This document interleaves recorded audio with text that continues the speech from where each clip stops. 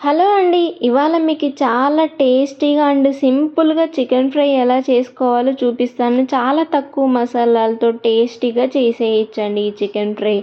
Chicken ఫ్రైకి oil ఎక్కువగా పడుతుంది. నాట్ ఓన్లీ చికెన్ ఫ్రై అండి. ఏదైనా నాన్ వెజ్ కూరలు వండే ముందు వెజ్ దానిల కంటే కొంచెం ఎక్కువగానే ఆయిల్ పడుతుందనమాట. ఆయిల్ ఎక్కువ తీసేసుకొని చిన్నగా చాప్ చేసేసుకున్న ఆనియన్ వేసేసుకోండి. అవి లైట్ బ్రౌన్ కలర్ వేగేంత వరకు కొంచెం సాల్ట్ వేసి వేగనించండి.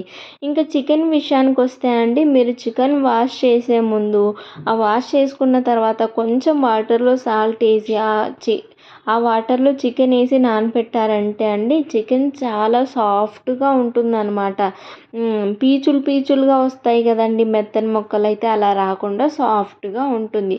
ఒక హాఫ్ అన్ అవర్ అలా పెట్టామంటే మంచిగా సాఫ్ట్గా ఉంటుంది చికెన్ అయితేను. ఇంకా చూసారు కదా, ఆనియన్స్ అయితే బ్రౌన్ కలర్ వేగిన తర్వాత ఫ్రెష్గా నూరు పెట్టుకున్న అల్లం వెల్లుల్లి పేస్ట్ వేసుకొని అది కూడా కింద మాడిపోకుండా కలుపుకుంటూ వేగనిచ్చిన తర్వాత మనం ఉప్పులో నానబెట్టుకునే చికెను, దానికి తోడు కొంచెం పసుపు వేసి బాగా కలిపేసి మూత పెట్టేసుకోవడమే అండి.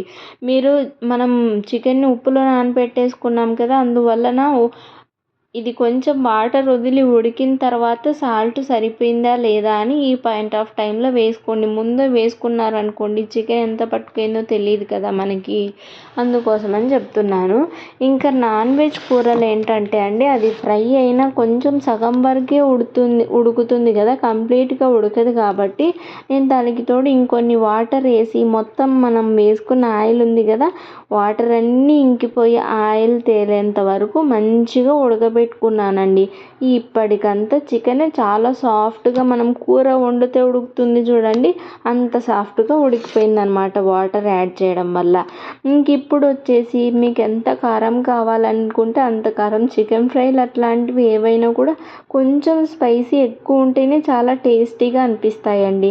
ఇంకా కారం ధనియా పొడి వేసుకొని బాగా మిక్స్ చేసేసుకొని, మనం ఈ కారం వెంటనే ఆఫ్ చేసామంటే అండి పచ్చి వాసన వస్తుంది అనమాట. అలా కాకుండా బాగా మగ్గిపోయి ఆయిల్ తేలేంత వరకు బాగా మగ్గనియండి మూత పెట్టకుండా. కారం వేసిన తర్వాత ఇలా బాగా మగ్గిపోయిన తర్వాత ఇంకా కొంచెం గరం మసాలా, అలాగే చికెన్ మసాలా. నేనైతే చికెన్ మసాలా వచ్చేసి ఎవరెస్ట్ది వాళ్ళది వాడుతున్నానండి. చాలా మంచి టేస్టీగా ఉంటుందన్నమాట.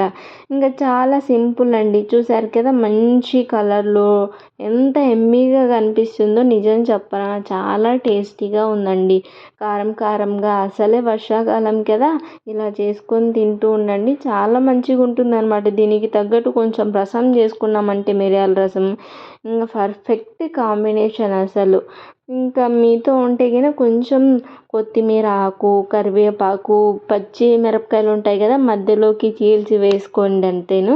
చాలా బాగుంటుంది అనమాట. మీరు ఒకసారి ఇలా ట్రై చేయకపోతే ఎవరైనా ట్రై చేయండి. ఒకవేళ మన వీడియో నచ్చితే ప్లీజ్ లైక్ చేసి సబ్స్క్రైబ్ చేసుకుంటారనుకుంటున్నాను. మళ్ళీ నెక్స్ట్ వంటతో మళ్ళీ కలుద్దాం, ఓకేనా? ఏ వంట కావాలో కూడా కామెంట్ చేయండి.